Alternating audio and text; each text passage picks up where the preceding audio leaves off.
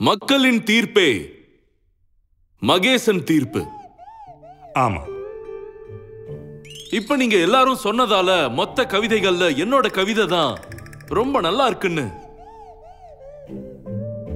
கடவுளின் ஆசீர்வாதத்தோடு நானும் ஏத்துக்கிறேன். அப்புறம் இந்த பரிசுக்கு தகுதியானவனும் நான் தானே? ஆமா மகாராஜா. என்னோட விருப்பம் என்னன்னா, ராஜகுரு வந்து அவரோட கையால எனக்கு இந்த பரிச கொடுக்கணுங்கிறது தான். ரொம்ப நன்றி மகாராஜா.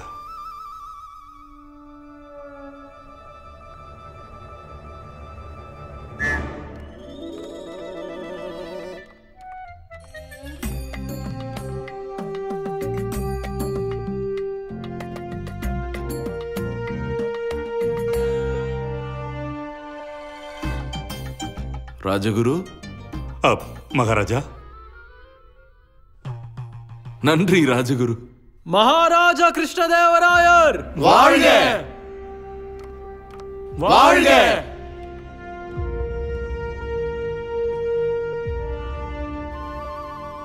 இங்க இருக்கிற எல்லாருமே சோம்பேறிங்க. எல்லாருக்குமே மரண தண்டனை வழங்கப்படணும்.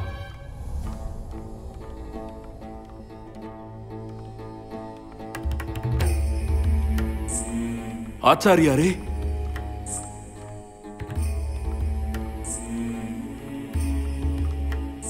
ஆச்சாரியார் சக்கரபாணி நீங்களா? என்ன ஆச்சா ஆச்சாரியாரே? எதுக்காக நீங்க கோபமா இருக்கீங்க? ஏன்னா கிருஷ்ணா, நீ என்ன மகாராஜா? ஆச்சாரியாரே, நீங்க என்ன கிருஷ்ணான்னு சொல்லி கூப்பிட உரிமை இருக்கு. சின்ன வயசுல இருந்தே என்னோட குரு நீங்க. நான் சிறுவன் கிருஷ்ணாவுக்கு தான் குருவா இருந்தேன். நீங்க மகாராஜா. இந்த நாட்டு மகாராஜாவை மரியாதையோட அழைப்பதுதான் இந்த நாட்டு மக்களோட கடமை. நான் உங்களை மகாராஜான்னே கூப்பிடுறேன். அப்புறம் மகாராஜா, நான் பெரும் துயரத்தோட உங்ககிட்ட சொல்றேன், உங்களோட இந்த அரசவை முற்றிலும் அயோக்கியர்களாக நிரம்பி இருக்கு. எல்லாரையும் விட பெரிய அயோக்கியம் யாருன்னா இந்த காவலாளர் தான். இவருக்கு தூக்கு தண்டனை கொடுக்கணும். என்ன நடந்தது ஆச்சாரியாரே? காவலர் என்ன செஞ்சாரு? அவன் தர்மத்தை கடைப்பிடிக்கல. அவன் கடமையை ஒழுங்கா செய்யல. என்ன கேட்ட மகாராஜா, இவனுக்கு உடனே தூக்கு தண்டனை கொடுக்கணும். ஆனா என்ன நடந்ததுன்னு சொல்லுங்க ஆச்சாரியார் அவர்களே. என்ன நடந்தது? எனக்கு அநியாயம் நடந்திருக்கு மகாராஜா. நான் ஏமாத்தப்பட்டு இருக்கேன். அப்புறம் இங்க இருக்கிற காவலர் துஷ்டனை தேடி கண்டுபிடிக்கிறதா இல்ல. இவருக்கு அவனுக்கு தண்டனை வாங்கி கொடுக்கவும் மனசு இல்ல. துஷ்டன் துஷ்டன் துஷ்டன். என்ன நீங்க என்ன துஷ்டன்னு சொல்றீங்களா ஆச்சாரியரே? ஆச்சாரியா ஐயா, நீங்க எப்படி எங்க குருஜியை பார்த்து துஷ்டன்னு சொல்லலாம் ஐயா? எல்லாரும் மதிக்கிற ஒருத்தரை நீங்க துஷ்டன்னு சொல்றது எப்படி நியாயமாகும் சொல்லுங்க? நான் உங்களை சொல்லல தத்தாச்சாரியா, அந்த காவலரை தான் நான் சொன்னேன். எனக்கு தெரியாதுன்னு நினைக்கிறீங்களா? நீங்க துஷ்டனை விட ரொம்ப மோசமானவர். ரொம்ப கேவலமான வழிகள் எல்லாரும் ஏமாத்தித்தான் நீங்க இந்த குரு பதவிக்கு வந்திருக்கீங்க. எனக்கு உன் திறமைகளை பத்தி நல்லா தெரியும் தத்தாச்சாரியா. நான் வேணா இங்க இருக்கிற எல்லாரும் முன்னாடி உங்க திறமைகளை சொல்லட்டுமா? சொல்லவா? நீ எப்பவும் கூடவே வச்சிருப்பிய உன்னோட 2 முட்டாள்கள். அவங்க வாயை மூடிக்கிட்டு இருக்க சொல்லு. உங்களுக்கு ஒண்ணு சொல்லிக்கிற மகாராஜா, அந்த காவலரோட சேர்த்து கண்டிப்பா இந்த 3 பேரை நீங்க தூக்குல போடலாம். இவங்களுக்கு எதுக்கு இந்த அரசவை பொறுப்பு? அமைதி அமைதி குருவே. நீங்க சொல்லுங்க என்ன நடந்ததுன்னு. உங்க காவலரை கேளுங்க மகாராஜா. அவர் நேத்து வந்து என்ன சந்திச்சாரு. கோத்வால், நேத்து நான் உங்களோட மருமகனை தான் சந்திச்சேன் ஆச்சாரியாரே. ஏன் மருமகனா? எனக்கு தான் பொண்ணே கிடையாதே, அப்புறம் எனக்கு எப்படி மருமகன் இருப்பா மகாராஜா? ஆனா உங்க முன்னாடி நின்னுதான் அவன் தான் உங்க மருமகன் என்கிட்ட சொன்னானே ஆச்சாரியாரே. மருமகன் மருமகன் மருமகன்? அவன் ஒரு மோசடிக்காரன், திருடன்.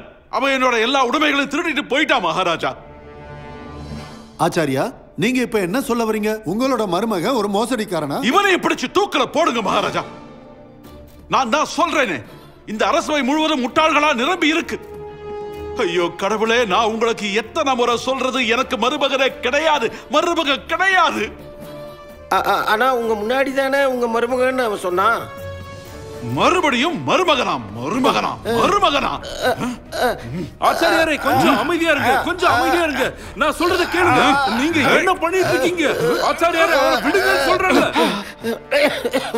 கொஞ்சம் அமைதியா இருங்க. ஆச்சாரியாரே பொறுமையா என்ன நடந்ததுன்னு சொல்லுங்க. உங்களுக்கு என்ன ஆச்சு?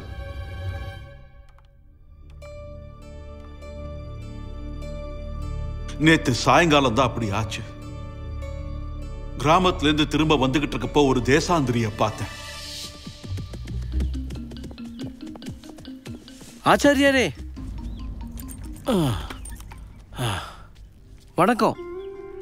நீங்க பார்க்க ஆசிரியர் மாதிரி தெரியுறீங்க. மாதிரினா என்ன அர்த்தம்? நான் உண்மையிலேயே ஒரு ஆசிரியன் தான்.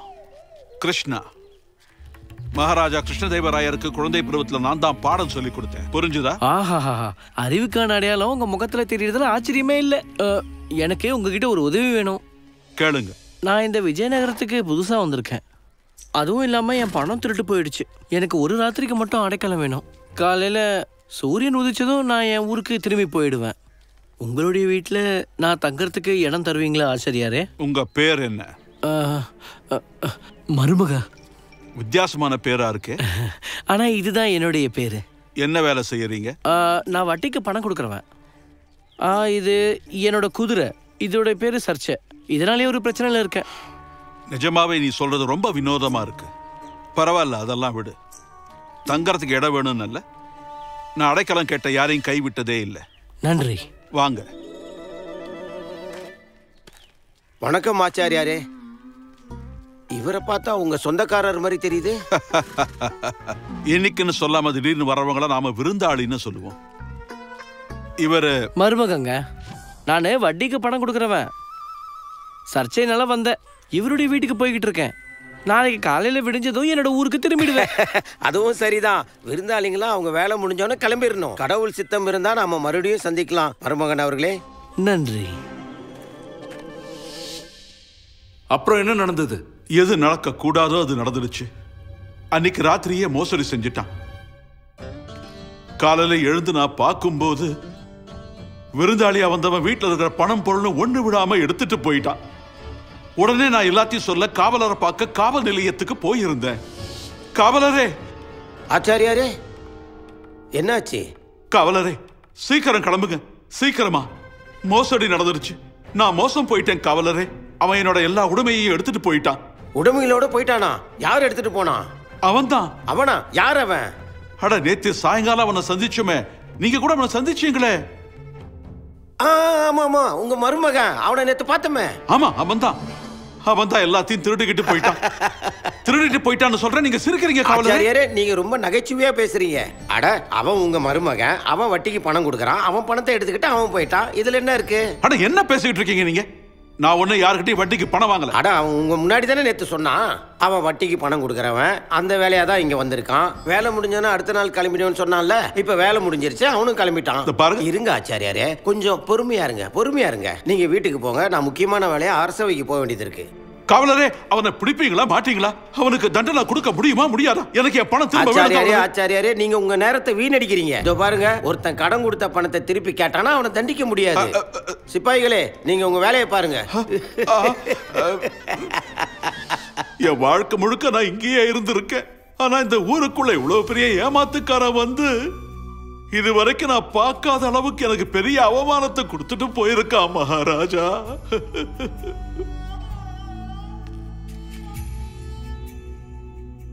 எனக்கு உங்களோட நிலைமை என்னன்னு புரியுது ஆச்சாரியாரே. வாங்க ஆச்சாரியாரே, வந்து உட்காருங்க. வாங்க.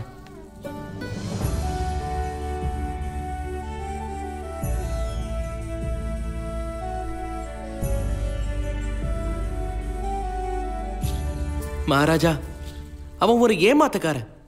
அவனோட பேர் மருமகன்னும் வட்டி கொடுக்கறதுக்காக தான் இங்க வந்திருக்கன்னு ஒரு காரணத்துக்காக தான் சொல்லியிருக்கான். அவன் குதிரை பேரு சர்ச்சைன்னு சொல்லும் போதே அவன் எவ்வளவு மோசக்காரன்னு தெரியுது. அப்படி இருந்து காவலர்கள் கிட்ட அவன் ஒரு வேலையா வந்திருக்கான்னு சொல்லும் போது அப்போ ஆச்சாரியார் அவனோட குதிரையை பத்தி சொல்றான் தான் நினைச்சுட்டு இருந்திருக்காரு. காவலர் என்ன நினைச்சிருக்காருன்னா வட்டி பணத்தை வாங்கிட்டு போக தான் வந்திருக்கான்னு. இதுலயே நமக்கு நல்லா தெரியுது அவன் எல்லாரையும் நல்ல முட்டாள் ஆக்கியிருக்கான்னு. ஆனா பண்டிதர் ராமகிருஷ்ணா, கொஞ்ச நேரத்துக்கு முன்னாடி தான் நீங்க உங்களோட கவிதைகளை சொன்னீங்க. எல்லாரையும் ஏமாத்துற ஒருத்தன் கண்டிப்பா ஒரு நாள் அவனும் ஏமாறுவான். ஆச்சாரியார் அவர்களே, கவலைப்படாதீங்க. கண்டிப்பா ஒரு நாள் அவன் கைது செய்யப்படுவான். அவனை தேட சொல்லி காவலர்கள் எல்லாரையும் அனுப்புறேன். ஒண்ணு மட்டும் உறுதியா. மகாராஜா, நான் உங்ககிட்ட உத்தரவாதம் கேட்கறதுக்காக வரல. ஒண்ணு அந்த ஏமாத்துக்காரனை என் உடைமைகளோட கண்டுபிடிச்சு கொடுங்க. அது முடியலனா நான் இழந்த என்னோட பணத்துக்கு நீங்க எனக்கு நஷ்ட ஈடாவது கொடுங்க. மக்களை பாதுகாக்கிறது தான் அரசரோட முதல் கடமை. அப்புறம் நான் என் கடமையை முழுமையா நிறைவேற்றி அந்த திருடனை பிடிப்பேன். அதோட நீங்க பாதிக்கப்பட்டதுக்கான இழப்பீடையும் ராஜ நிதியிலிருந்து தரப்போறேன். மன்னிக்கணும் மகாராஜா, நான் உங்ககிட்ட ஒரு விஷயம் சொல்லணும். சொல்லுங்க ராஜகுரு. மகாராஜா, மக்கள் இழந்ததை அவங்களுக்கு கொடுக்கறது தான் ஒரு அரசரோட கடமை மகாராஜா. ஆனா பொருளை இழந்த மக்கள் அவங்களோட முட்டாள்தனத்தால அதை இழந்திருந்தா அதுக்காக இழப்பீடு கொடுக்கறது அரசரோட கடமை கிடையாது. நீங்க சொல்றதுக்கான அர்த்தம் என்ன? நடந்தது என்னோட முட்டாள்தனத்தினாலயா? சந்தேகமே இல்ல ஆச்சாரியரே, சந்தேகமே இல்ல. ஒருத்தன் உங்ககிட்ட வந்து அவன் பேரையும் அவன் குதிரையோட பேரையும் வித்தியாசமா சொல்லும் போது நீங்க ஏன் அவன் கிட்ட கேள்வி கேட்கல? நீங்க ஏன் அவனை சந்தேகப்படல? அதுவும் இல்லாம உங்க வீட்டுக்கு அவனை விருந்தாளியா கூட்டிட்டு போயிருக்கீங்க. ஒரு திருடனை விருந்தாளியா கூட்டிட்டு போனா அவன் திருடத்தானே செய்வான். அந்த திருடன் திருடிக்கிட்டு போனது உங்க முட்டாள்தனத்தால மட்டும்தான். அதுக்காக மகாராஜா ஏன் உங்களுக்கு நிதி கொடுக்கணும்? ஆனா ராஜகுரு, ஆச்சாரியார், நான் சின்ன வயசுல மகாராஜா, ஆச்சாரியர் உங்களுக்கு பாடம் கத்து கொடுத்திருக்காருங்கிறத நான் ஒத்துக்கிறேன். ஆனா ராஜ கடமையில உணர்வுகளுக்கும் உறவுகளுக்கும் இடம் கொடுக்க கூடாது. அப்படியும் உங்களுக்கு அவருக்கான இழப்பீடு கொடுக்கணும்னு தோணுச்சுன்னா அப்புறம் உங்க இஷ்டம், தாராளமா கொடுங்க. ஆனா ஒண்ணு ஞாபகம் வச்சுக்கங்க மகாராஜா, முட்டாள்தனமா ஏமாந்தவங்களுக்கு நிதி கொடுத்தா அது மத்தவங்களுக்கு ஒரு முன் உதாரணமா ஆயிடும். நான் ஒரு உண்மையை சொல்றேன் மகாராஜா, இன்னைக்கு இவருக்கு இழப்பீடு கொடுத்தா நாளைக்கு இன்னொருத்தன் வருவான், அப்புறம் இன்னொருத்தன் வருவான், இன்னொருத்தன் வருவான், வந்துகிட்டே இருப்பாங்க. முட்டாள்தனமா ஏமாந்தவங்களுக்கு நிதி கொடுத்து கொடுத்து அரச கருவூலம் மொத்தமா கரைஞ்சிரும். அப்புறம் இந்த ராஜ்யத்துல முட்டாள்கள் நிறைய பேர் இருப்பாங்க. சரி, நான் ஒத்துக்கிறேன். இப்ப நீங்க இழப்பீடு கேட்டு வரவங்களுக்கெல்லாம் நிதி கொடுத்தீங்கன்னா நகரத்துல இருக்கிற மக்கள் எல்லாரும் பாரபட்சம் பார்த்து நீங்க அநியாயம் பண்றதா நினைப்பாங்க. அதனால மகாராஜா, நீங்க நல்லா யோசிச்சு பார்த்து உங்களோட முடிவை எடுங்க.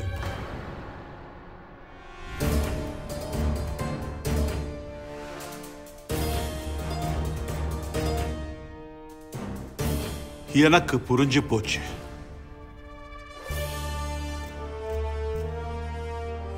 ராஜாதி ராஜ விஜயநகரத்தின் மாமன்னர், எனக்கு எல்லாம் புரிஞ்சிடுச்சு. நான் நியாயம் கேட்டு இங்க வந்திருக்கவே கூடாது. நான் இங்க தேவையில்லாம வந்து உங்க நேரத்தை வீணடிச்சிட்டேன். அதுக்காக நான் உங்ககிட்ட மன்னிப்பு கேட்டுக்கிறேன்.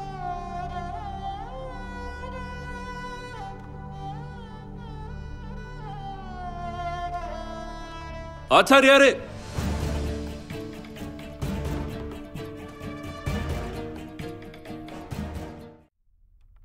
மன்னிக்கணும் மகாராஜா.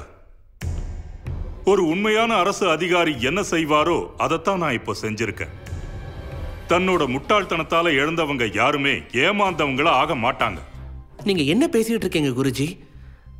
ஆச்சாரியாருக்கு நடந்தது ஒரு தற்செயலான விபத்து தான். இது எல்லாருக்குமே நடக்கக்கூடியது தானே? மகாராஜா, என்னோட பிரியமான நண்பர் பண்டிதர் ராமகிருஷ்ண நம்புறாரு ஒரு முட்டாள் எவ்வளவு தந்திரமா வேணா இருக்கலான்னு. ஆனா அவன் பண்ண செயலுக்கு தண்டனை கிடைச்சுதான் ஆகணும். இப்போ பண்டிதர் ராமகிருஷ்ண சொன்னது உண்மைன்னு எப்படி நிரூபிக்கிறாருன்னு நாம பார்க்கலாம். மகாராஜா, என்னை பொறுத்த வரைக்கும் ஒருத்தன் ரொம்ப கவனமா இருந்தா இந்த மாதிரி நடக்க வாய்ப்பே இல்லையே. ஒருவேளை ஆச்சாரியருக்கு நாம இழப்பீடு கொடுத்தோம்னா இங்க இருக்கிற மத்தவங்க எல்லாம் ரொம்ப அலட்சியமாயிடுவாங்க. ஏன்னா அவங்க எல்லாம் நம்புவாங்க ராஜ கருவூலத்தில இருந்து எப்படியும் நமக்கு இழப்பீடு கொடுத்துருவாங்கன்னு. நான் பாரபட்சம் பார்த்து நிரூபிக்கலன்னா நீங்க சொன்னது உண்மை ஆயிடும் குருஜி. ஆனா அதே சமயம் நீங்க ஆச்சாரியாருக்கு பண்ணது நிச்சயமா சரியும் கிடையாது. நீங்க சரியான பாடம் கத்துக்கணும்னா உங்களுக்கும் அதே மாதிரி விபத்து நடந்தாதான் புரியும். அதோட ரொம்ப சீக்கிரத்திலேயே அதே மாதிரியான விபத்தை நான் உங்களுக்கும் நடக்க வைக்கிறேன்.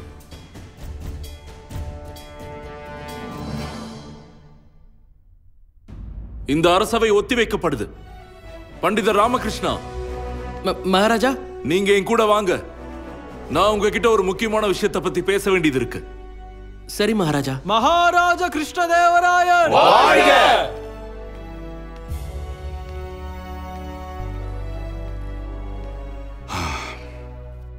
குருஜி, எனக்கு ஒண்ணுமே புரியல. இங்க என்னதான் நடக்குது? இங்க பாருங்க சீடர்களே, இது கலியுகம்.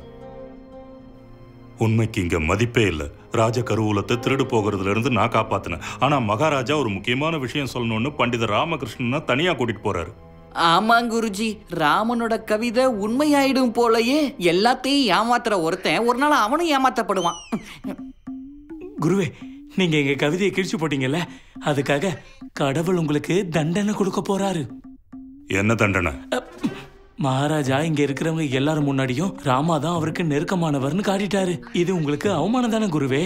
அட இதுல ஒண்ணுமே இல்ல குருஜி, கொஞ்சம் இதை யோசிச்சு பாருங்க. இந்த தண்டரக்கார ராமா அரசர் கூட நெருக்கமா இருக்கிறத பயன்படுத்தி உங்களுக்கு எதிரா புதுசு புதுசா பிரச்சனையை கொண்டு வந்து தரான்.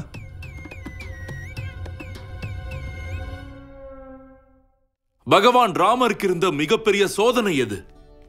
தேவி சீதையை லங்கையில இருந்து கூட்டிட்டு வர்றதா? இல்ல, பகவான் ராமருக்கு மிகப்பெரிய சோதனை வந்தது எப்போன்னா அவர் அரசரானப்போ. அவருக்கு முன்னாடியே தேவி சீதைக்கான வனவாசம் பத்தின கேள்வி எழுந்தப்போ அவங்களோட புருஷனாவும் ஒரு அரசராவும் அவர் எதிர்கொண்ட மிகப்பெரிய சோதனை அதுதான். ஒரு புருஷனா அவர் மனைவி கூட வாழ்க்கை முழுக்கவும் ரொம்ப சந்தோஷமா இருக்க ஆசைப்பட்டார். ஆனா ஒரு அரசர் ராமருக்கு அவர் பின்பற்ற வேண்டிய கடமைகள் நிறைய இருந்தது. பண்டிதர் ராமகிருஷ்ணா அவர் நிர்கதியா எப்போ நின்னாருன்னா பகவான் ஸ்ரீ ராமரோட தர்ம பத்தினியான தேவி சீதைய வனவாசம் அனுப்பும் போதுதான். இன்னைக்கு நானும் அதே மாதிரிதான் நிர்கதியா நின்னுட்டு இருக்கேன். எனக்கு புரியுது மகாராஜா. ஆனா நான் ஒரு ராஜாவா இருந்தாலும் ஒரு மனுஷன் தான், ஒரு சாதாரண மனுஷன். ஒரு சாதாரண மனுஷன் அவன் குருவுக்கு உதவி செய்ய நினைக்கிறான். ஆனா இந்த ராஜ கடமை என்ன அதுல இருந்து தடுக்குது பண்டிதர் ராமகிருஷ்ணா. நீங்க சொல்றது நல்லாவே புரியுது பண்டிதர் ராமகிருஷ்ணா. நீங்க தான் இதுக்கு ஒரு வழி சொல்லணும். அப்புறம் அந்த ஏமாத்துக்காரனை பிடிக்கணும்.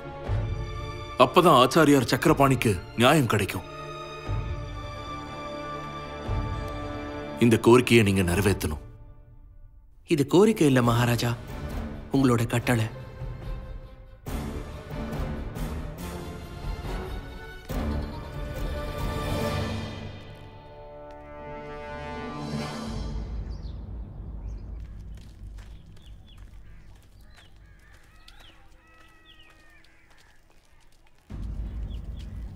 அம்மா என்ன சொல்றாங்கன்னா இன்னைக்கு உங்க பால்ய சிநேகிதர் கோபாலகிருஷ்ணா உங்களை பார்க்க வராரா, அதுவும் 20 வருஷத்துக்கு அப்புறம்.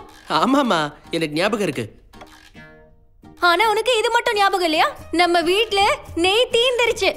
உன்னோட பால்ய சிநேகிதன் நெய் இல்லாம சாப்பாடு எப்படி சாப்பிடுவான்? வீட்டுக்கு வரும்போது நெய் வாங்கிட்டு வா, இல்லனா நீ வீட்டுக்குள்ளேயே வராத. வணக்கம் வணக்கம், வாங்க. இன்னைக்கு சூரியன் என்ன உங்களுக்கு மேற்குல உதிச்சிருக்கா? இல்ல, காலையில நான் சூரியன் கிட்ட வேண்டிக்கிட்டேன் கிழக்குல தான் உதிக்கணும்னு. அப்படின்னா மேகத்துல இருந்து இப்ப நெருப்பு மழை பொழியுமா? என்ன இப்ப என்ன உங்களுக்கு? ஏன் இப்படி எல்லாம் பேசிட்டு இருக்கீங்க? இப்படி எல்லாம் பேசினது நீதானே? ஓ, கஞ்சத்தனத்தை விட்டுட்டு இப்ப நெய் வாங்க வந்திருக்கியே, அப்படி அதிசயமா இப்ப என்ன நடந்து போச்சு? இதுல அதிசயத்துக்கு என்ன இருக்கு? நாங்க எங்க வீட்டுல தினமும் நெய் சாப்பிடுறோம். ஆனா நீ நெய் வாங்குறதே இல்லையே. அம்மா வீட்லயே நெய் கடைஞ்சிருவாங்க, அதனாலே எங்களுக்கு வாங்க அவசியம் இருக்காது. இன்னைக்கு எப்படியோ நெய் தீர்ந்து போச்சு. அதுவும் இல்லாம என்னோட சின்ன வயசு சிநேகிதன், எனக்கு தெரியும், உன்னோட பாலிய சிநேகிதன் கோபாலகிருஷ்ணன் வந்துகிட்டு இருக்கான். 20 வருஷம் கழிச்சு நீங்க இப்ப சந்திக்க போறீங்க. உங்களுக்கு எப்படி தெரியும்? அதோட நான் நெய் வாங்க வந்திருக்கேன் எப்படி சொன்னீங்க? குண்டப்பா இப்பதான் இங்க வந்தான். அவன் தான் எல்லாத்தையும் சொன்னான். இன்னைக்கு என் கடையில இருந்து உங்க வீட்டுக்கு பல விதமான சாமான்கள் படையெடுத்து போயிருக்கு. இன்னைக்கு உங்க வீட்டுல உன் பாலிய சிநேகிதனுக்கு பயங்கரமான விருந்து இருக்குன்னு நினைக்கிறேன். 20 வருஷம் கழிச்சு பார்க்க போற பாலிய சிநேகிதனுக்கு ரொம்ப ருசியான விருந்து கொடுக்க போறானா? நான் கூட ரொம்ப ருசியான சாப்பாடு சாப்பிட்டு எவ்வளவு நாள் ஆயிடுச்சு. நல்ல வாய்ப்பா இருக்கே.